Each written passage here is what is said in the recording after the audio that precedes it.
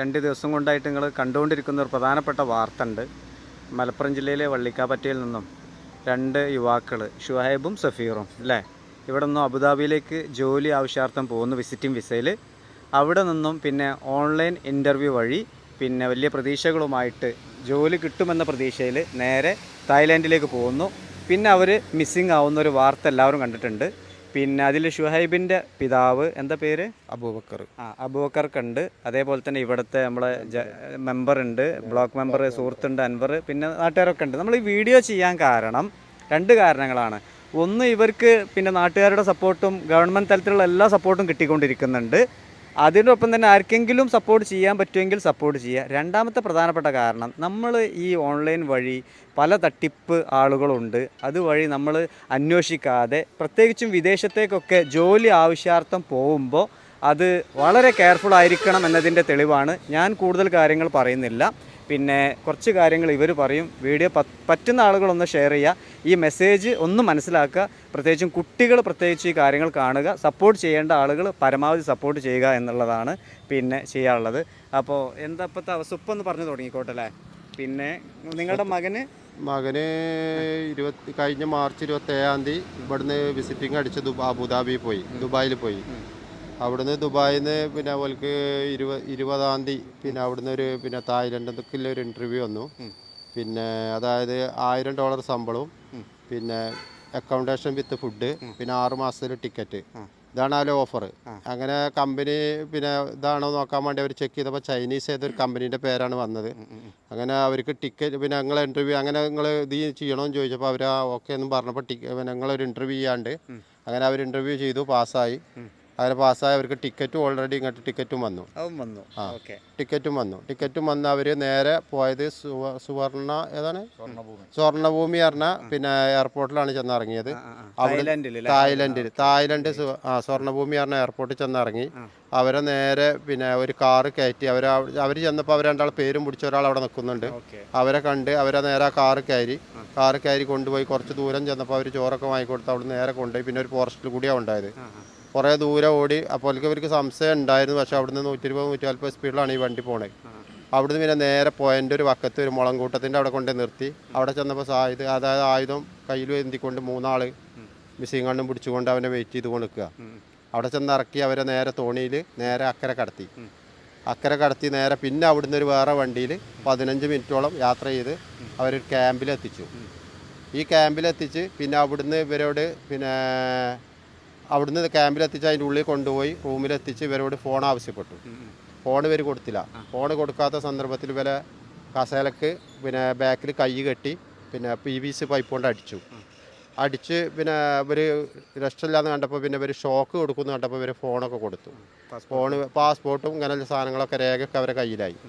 പിന്നെ കാരണം എന്ന് പറഞ്ഞാൽ അവിടെ നിന്നില്ല വിവരങ്ങളൊന്നും ഞങ്ങളടുത്ത് കിട്ടിയത് ഇല്ലായിട്ടില്ല.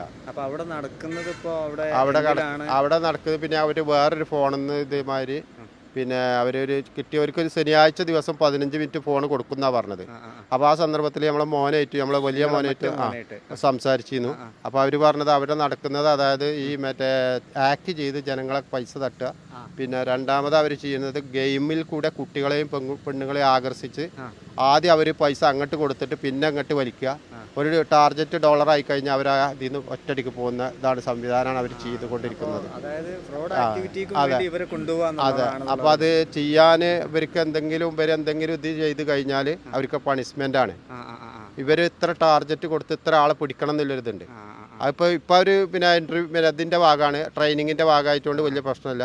അത് കഴിഞ്ഞാൽ അവിടെ ഉള്ള ആളുകൾ പറഞ്ഞതെന്ന് പറഞ്ഞാൽ അതായത് ഇത്ര മണിക്കൂറിനുള്ളിൽ ഇത്ര ആളെ അവർക്കൊരു ദിവസം ഉണ്ടാക്കി കൊടുക്കണം. അതല്ലെങ്കിൽ 24 അവരെ കൊണ്ട് വർക്ക് ചെയ്യും. അതല്ലെങ്കിൽ അവർ പണിഷ്മെൻറ്റ് വേറെ പല പണിഷ്മെൻറ്റ് കൊടുക്കും എന്നാ പറഞ്ഞിട്ടുള്ളത്. ബാക്കിയുള്ള വിവരങ്ങളൊക്കെ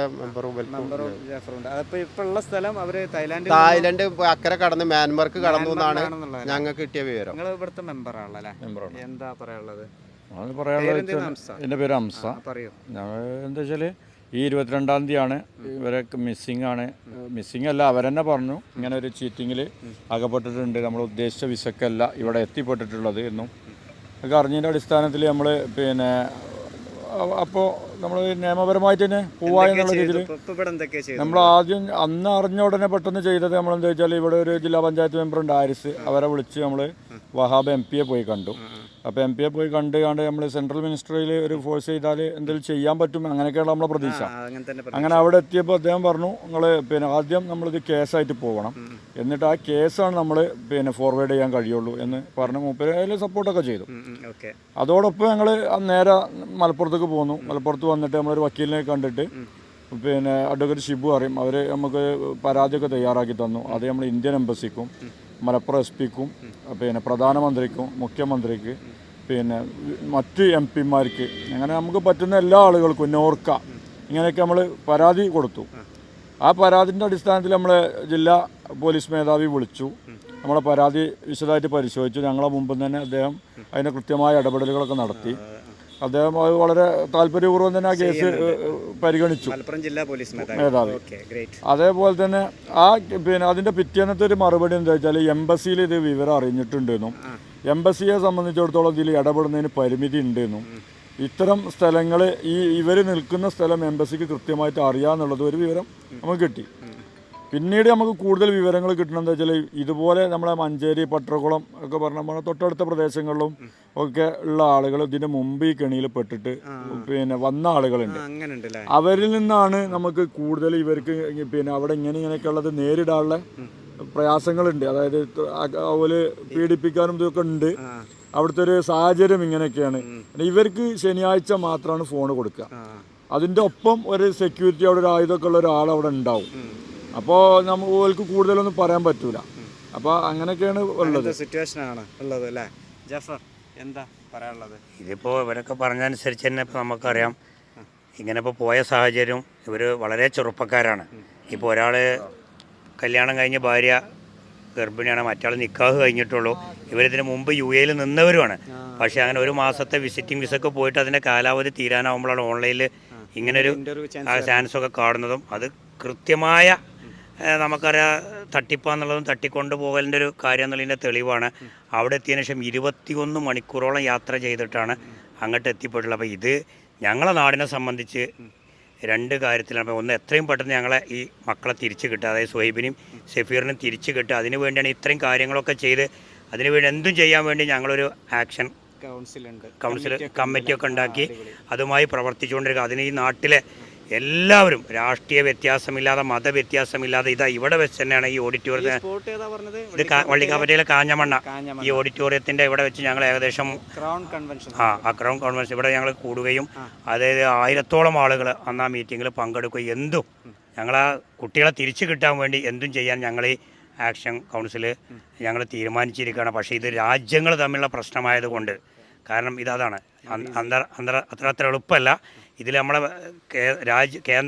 കേന്ദ്ര ഭരണകൂടം തന്നെ കൂടുതൽ ഇടപെടേണ്ടത്. അതുകൊണ്ട് ആ നിലക്കും കാര്യങ്ങളുമായിട്ട് ഞങ്ങൾ മുന്നോട്ട് പോയിക്കൊണ്ടിരിക്കുകയാണ്. അപ്പോൾ ഈ ഇത്തരം ബ്ലോഗുകളും മറ്റു കാര്യങ്ങളും ഇന്നലെ ചാനലിൽ വന്നതൊക്കെ ഞങ്ങളിതിന് ഉദ്ദേശിക്കുന്നത് ആത്യന്തികമായിട്ട് രണ്ട് കാര്യം. ഒന്ന്, നഷ്ടപ്പെട്ട ഞങ്ങൾ ഈ കുട്ടികളെ എത്രയും പെട്ടെന്ന് തിരിച്ചു കിട്ടുന്നതിന് സഹായകരമായി മാറുക ഈ നമ്മൾ ഈ ചെയ്യുന്ന ഈ ബ്ലോഗും. അതുപോലെ തന്നെ ഒപ്പം തന്നെ ഇതുപോലെ വലിയൊരു ഓൺലൈൻ ഫ്രോഡ് ടീം പ്രവർത്തിച്ചുകൊണ്ട് നമ്മുടെ മക്കളൊക്കെ അങ്ങനെ പെടുത്താൻ വേണ്ടി കുരുക്കിൽപ്പെടുത്താൻ വേണ്ടിയുള്ളൊരു വലിയ ഒരു നെറ്റ്വർക്ക് നടക്കുന്നുണ്ടും അതിനൊരു ബോധവൽക്കരണം ഒക്കെ ചെയ്യുക എന്നുള്ളതാണ് ഞങ്ങളെ ഏറ്റവും വലിയൊരു പ്രത്യേകത. ഇത് ഇവിടുത്തെ ഇതിന്റെ പ്രസിഡന്റാ? കമ്മിറ്റിന്റെ അല്ല, പേരെന്തായിരുന്നു? ഷാഹിദാനൊക്കെ. മനസ്സിലായി. എന്താണ് പറയാനുള്ളത്? അല്ല, ഞങ്ങൾ ഈ കാര്യങ്ങളിൽ രാഷ്ട്രീയമോ അതുപോലെ തന്നെ ജാതി മതം ഒരു മാറ്റവും ഇല്ലാതെ എല്ലാവരും ഇതിനു വേണ്ടിയിട്ട് ഇറങ്ങിയിട്ടുണ്ട്. അപ്പോൾ നാട്ടിലെല്ലാവരും കൂടിയിട്ട് ഇപ്പോൾ ഇന്നത്തെ കാലം എന്ന് വെച്ചാൽ ഇപ്പോൾ ഒരു പത്രത്തിൽ ന്യൂസ് വന്നാൽ ചിലപ്പോൾ അല്ലെങ്കിൽ TV-യിൽ ന്യൂസ് വന്നാലൊന്നും കുട്ടികളൊന്നും ഇതുപോലത്തെ ചെറുപ്പക്കാരൊന്നും അറിഞ്ഞോളുന്നില്ല. പക്ഷേ നിങ്ങളെപ്പോലെയുള്ള ഈ സോഷ്യൽ മീഡിയയിലൂടെ കടന്നു പോകുന്ന കാലമാണ്. അതുകൊണ്ട് നിങ്ങളെപ്പോലത്തെ ആളുകൾ ഇതിൽ ഇറങ്ങി വന്ന് ഇത് സഹായിച്ച് പാവപ്പെട്ട ഞങ്ങളെ അവർ ജോലി ആവശ്യാർത്ഥം കുടുംബത്തെ ആലോചിച്ച് മാത്രം പോയ ആളുകളാണ്. അവരെ രക്ഷപ്പെടുത്താനുള്ള കാര്യത്തിൽ എല്ലാവരും സഹായം വേണം. കൂടുതൽ വേണ്ടത് ഇതിൽ ജാഫറും ഇവരൊക്കെ പറഞ്ഞ പോലെ തന്നെ കേന്ദ്രത്തിൻ്റെ ഇടപെടലാണ് ഇതിൽ വേണ്ടത്. പക്ഷേ ഞങ്ങൾ അതിനു വേണ്ടിയും കേന്ദ്രത്തിൻ്റെ എല്ലാവർക്കും ഞങ്ങളിതിൻ്റെ പരാതികളും ഇതുങ്ങൾ കൊടുത്തിട്ടുണ്ട്.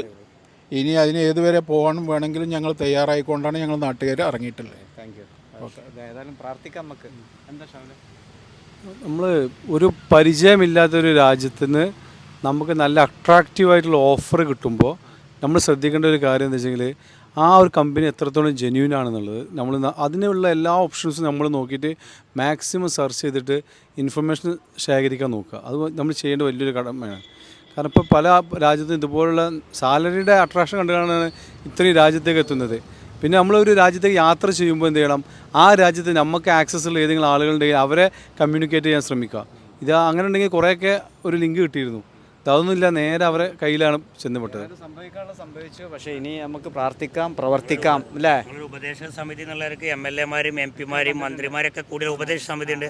അവരൊക്കെ അതിന് തയ്യാറായിട്ടുമുണ്ട്. അതൊക്കെ അവരെല്ലാവരും ഇതിൻ്റെ കൂടെ പിന്തുണയുണ്ട്. അങ്ങനെ കുറേ ടീമുണ്ട്. ഇപ്പോൾ കുറച്ച് ആളുകളുണ്ട്.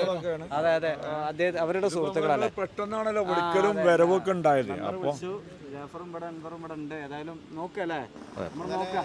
നമുക്കിതിൽ പറയാനുള്ളത് മുഖ്യമന്ത്രിനെയും പിന്നെ MP രാജേഷിനെയും ഒക്കെ പോയി ഡയറക്റ്റ് പോയി കണ്ടിരുന്നു മാക്സിമം എല്ലാ തിരുവനന്തപുരം. അതെ, അവര് കഴിയുന്ന സഹായമൊക്കെ എന്താ ചെയ്യാന്ന് പറഞ്ഞിട്ടുണ്ട്. അതെ, അതൊക്കെ ചെയ്തിട്ടുണ്ട്. അൻവർ എന്താ പറയാനുള്ളത്? ഇല്ല, കൂടുതൽ എല്ലാവരും പറഞ്ഞല്ലോ, ഇതൊരു മെസ്സേജാണ്, നമ്മളെല്ലാവരും മനസ്സിലാക്കുക എന്നുള്ളതാണ്.